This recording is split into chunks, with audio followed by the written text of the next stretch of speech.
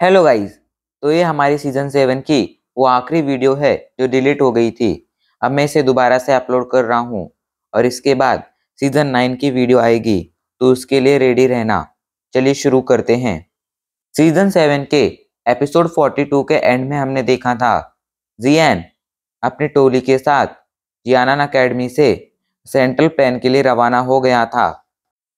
रास्ते में उसे जिनलिन ने वार्म होल के बारे में बताया था, जिसके जरिए लाखों किलोमीटर का सफर कुछ ही दिनों में कंप्लीट किया जा सकता था। वहां से सबसे करीब हॉरिजॉन सिटी ही एक ऐसी सिटी थी जिसके अंदर वार्म होल था, इसलिए वो लोग हॉरिजॉन सिटी में जा रहे थे। रास्ते में जिनलिन जियान को सेंट्रल प्लान के 1 टावर, 1 हॉल, 2 सेक, 3 वैली और 4 पेविलियन का रहस्य बताती है। 1 टावर मतलब पिल टावर, हॉल मतलब हॉल ऑफ सोल। ऐसे ही बाकी की चीजों के बारे में जिनलिन उसे बताती है। अब आगे कुछ दिनों बाद फाइनली वो लोग हॉरिजॉन सिटी में पहुंच जाते हैं, लेकिन हॉरिजॉन सिटी में उनका स्वागत उतने अच्छे से नहीं होता है। हॉरिजॉन सिटी के अंदर घुसते ही वो लोग देखते हैं कि एक लड़की वहां मौजूद नॉर्मल लोगों पर अत्याचार कर रही है। वो अपने हंटर से उन्हें मार रही है। ये देखकर जियान बीच में कूद पड़ता है। वो जाकर एक आदमी को बचाने लगता है। ये देखकर उस लड़की को गुस्सा आ जाता है।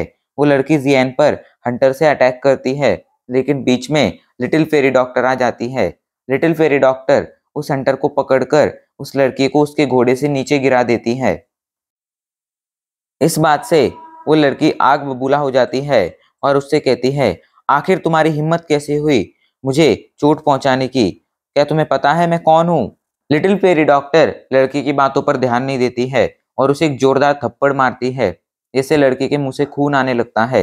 इधर वो लड़का जिसे जियान ने बचाया था, वो जियान से कहता है, भाई तुम जल्दी से हॉरिजॉन सिटी से भाग जाओ, अभी तुमने इस लड़की को मारा है। वो लड़की लाओ क्लैन की प्रिंसेस लाओ याओ है, जो लाओ क्लैन के एंसेस्टर यानी पूर्वज की सबसे लाडली पोती है।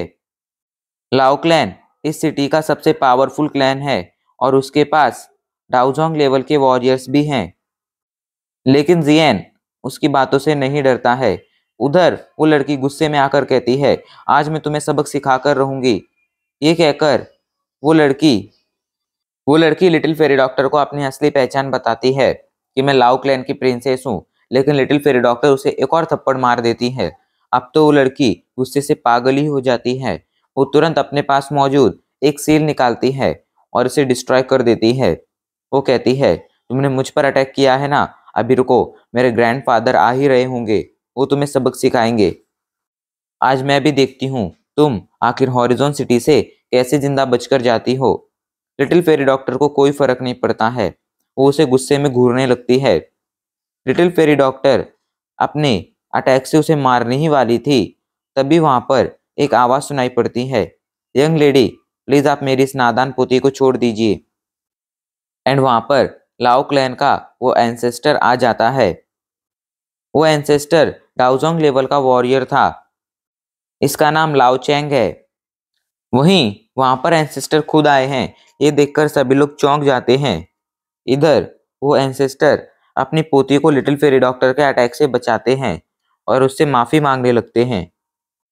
तभी उनकी नजर लिटिल फेरी डॉक्टर की पावर पर पड़ती है और कहते हैं, ये लड़की एक डाउजोंग लेवल की वॉरियर है। ऐसे ही घूमते हुए उनकी नजर जियान फिर क्वीन पर पड़ती है और वो कहते हैं कि छोटी सी लड़की इतनी कम एज में डाउहोंग लेवल पर पहुंच गई है। जरूर ये लोग किसी पावरफुल बैकग्राउंड से बिलोंग करते हैं। मुझे इनके साथ संभल कर डील करनी होगी। वो एंसेस्टर लिटिल फेरी डॉक्टर के पास जाता है और कहता है, आपने मेरी पोती को छोड़ा है, इसके लिए मैं आपका शुक्रगुजार हूँ। आप मुझसे जो चाहे वो मांग सकती हैं। लिटिल फेरी डॉक्टर कहती है, हमें तुम्हारे वार्म होल से ट्रैवल करना है, हमें तुम्हारे वार्म होल का इस्तेमाल करना है। ये बात सुनकर वो एंसेस्टर चुप हो जाता है। लिटिल फेरी डॉक्टर कहती है, क्या हुआ? तो एंसेस्टर बताता है, आज से कुछ टाइम पहले हमारा जो वार्म होल है वो खराब हो गया था और अभी के लिए हम उसे रिपेयर कर रहे हैं, लेकिन उसे रिपेयर करने के लिए हमें डाउजोंग लेवल के वॉरियर्स की मदद चाहिए और हमारे पास अभी के लिए उतने डाउजोंग लेवल के वॉरियर नहीं है। बट यंग लेडी, अगर आज आप हमारी मदद कर दें तो मुझे लगता है आपकी मदद से वो वार्म होल जरूर ठीक हो जाएगा। ये बात सुनकर लिटिल फेरी डॉक्टर जियान की तरफ देखती है। वो आदमी भी जियान की तरफ देखने लगता है। तो जियान कहता है, ठीक है, हम तुम्हारी मदद करेंगे, पर इसके बदले में हमें इनाम क्या मिलेगा? तो आदमी कहता है, हम आपको वार्म होल से बिना कोई फीस लिए ट्रैवल करने देंगे। क्या यही एक बहुत बड़ा इनाम नहीं है? तो जियान कहता है, मुझे तुम्हारे इस इनाम में कोई इंटरेस्ट नहीं है, गुड बाय। ये कहकर वो वहां से जाने लगता है। तो आदमी रोकता है उसे और कहता है, हम बीस्ट के कोर्स का बिजनेस करते हैं और हमारी कई सारी दुकानें हैं। अगर तुम मेरी हेल्प करोगे तो मैं तुम्हें एक ग्रेड 7 का बीस्ट कोर दूंगा, जो heavenly poison dragon scorpion beast का कोर है। जियान कहता है, ठीक है, डील। जिसके बाद वो लोग उस आदमी के साथ एक प्लेटफॉर्म पर आ जाते हैं। यहीं पर वो वार्म होल मौजूद था। लिटिल फेरी डॉक्टर कहती है, मैं अकेली इस वार्म होल को रिपेयर नहीं कर सकती हूँ, क्या आपने मेरी मदद के लिए किसी बुलाया नहीं है? तो वो आदमी कहता है, हाँ, मैंने 2 और लोगों को बुलाया है। ये कहकर वो इशारा करता है और वहां पर 2 बुढ़े आदमी आ जाते हैं। जिसके बाद वो चारों मिलकर उस वार्म होल को रिपेयर करने लगते हैं। उनकी कुछ घंटों की लगातार मेहनत के बाद फाइनली वो वार्म होल पूरी तरह से रिपेयर हो जाता है। लाओचैंग जियान और उसकी टोली को कुछ दिनों के लिए हॉरिजॉन सिटी में रुकने के लिए कहता है, लेकिन जियान के पास अभी टाइम नहीं था, इसलिए वो उसकी इस रिक्वेस्ट को मना कर देता है और कहता है, अभी हमें जल्दी से सेंट्रल प्लेन में पहुंचना है। जियान की बात सुनकर वो आदमी कहता है, अच्छा, अगर ऐसी बात है तो ये लीजिए, आप स्पेस बोट का इस्तेमाल कीजिए। स्पेस बोट का यूज कर कर आप बहुत जल्दी ही सेंट्रल प्लेन में पहुंच जाएंगे। जियान स्पेस बोट ले लेता है।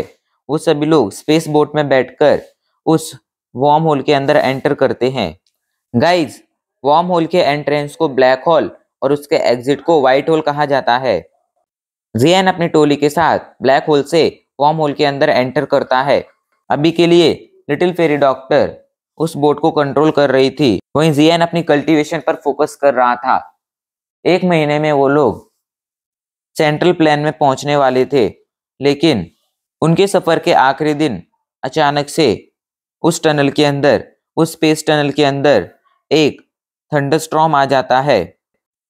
जिनलिन कहती है, ये थंडरस्टॉर्म बहुत ज्यादा पावरफुल है, हम लोग इससे नहीं बच पाएंगे। इससे बचना तो लाओजोंग लेवल के वॉरियर के लिए भी आसान नहीं है। ये बात सुनकर जियान कहता है, लेकिन मैं हार नहीं मानूंगा। जियान अपने पंख निकालता है और जाकर थंडरस्टॉर्म का सामना करने लगता है, लेकिन थंडरस्टॉर्म उसके हर अटैक को विफल कर देता है और जियान को भी अपने चपेटे में ले लेता है। थंडरस्टॉर्म के अटैक से जियान बुरी तरह से घायल हो जाता है। तभी क्वीन अपनी सोल को बाहर निकालती है और अपनी सोल पावर से उस थंडरस्टॉर्म को दबाने की कोशिश करने लगती है। क्वीन की कोशिश कामयाब भी रहती है, थंडरस्टॉर्म की पावर कम होने लगती है। ये देखकर जियान को आइडिया आता है। वो तुरंत अपने पंख फड़फड़ाता है और स्पेस बोट के पीछे चला जाता है। वो स्पेस बोट को जोरदार तरीके से धक्का देता है, जिससे स्पेस बोट तेजी से एग्जिट की तरफ बढ़ने लगती है।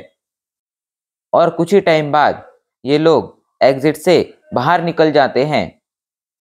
बाहर आकर क्वीन, लिटिल फेरी डॉक्टर और जिनलिन एक दूसरे को देखते हैं और खुशी से नाचने लगते हैं। वो लोग स्पेस स्टॉर्म से बच गए थे, उस थंडर स्टॉर्म से बच गए थे। लेकिन तभी क्वीन कहती है, जियान कहाँ पर है? लिटिल फेरी डॉक्टर भी कहती है, जियान कहाँ पर है? वो मुझे नहीं दिख रहा है। क्वीन रोने लगती है और कहती है, कहीं हमें बचाते वक्त उसे कुछ हो तो नहीं गया है? ये बात सुनकर जिनलिन कहती है, नहीं, ऐसा कुछ नहीं हुआ है। देखो, तुम्हें आसमान में अभी कुछ सिंबल दिखाई पड़ रहे होंगे। इन सिंबल का मतलब है कि थंडरस्टॉर्म शांत हो गया है, पर एन वक्त पर वार्म होल का जो एग्जिट था उसकी लोकेशन बदल चुकी है। अब पता नहीं जियन सेंट्रल प्लेन में कहाँ पर होगा। इधर सेंट्रल प्लेन के नॉर्दर्न एरिया में हमें एक जगह को दिखाया जाता है जहाँ पर चारों तरफ बस रेगिस्तान ही रेगिस्तान था। वहां पर जियन बहुत ही घायल अवस्था में पड़ा हुआ था। उसके पास इतनी भी एनर्जी नहीं थी कि वो उठकर बैठ जाए। तभी वहां पर लोगों का एक ग्रुप आता है जो जियन को घायल देखकर जियन को अपने साथ अपनी गाड़ी में रख लेता है ताकि वो लोग जियन की जान बचा सके। कुछ दिनों बाद जियन की उनकी गाड़ी के अंदर आंख खुलती है और तब उसे पता चलता है कि उसे हान क्लैन के लोगों ने बचाया है और अभी के लिए उससे हान क्लैन का एक मेंबर मिलने भी आता है जिसका नाम था हान चोंग। और यहीं पर हमारा ये एपिसोड खत्म हो जाता है।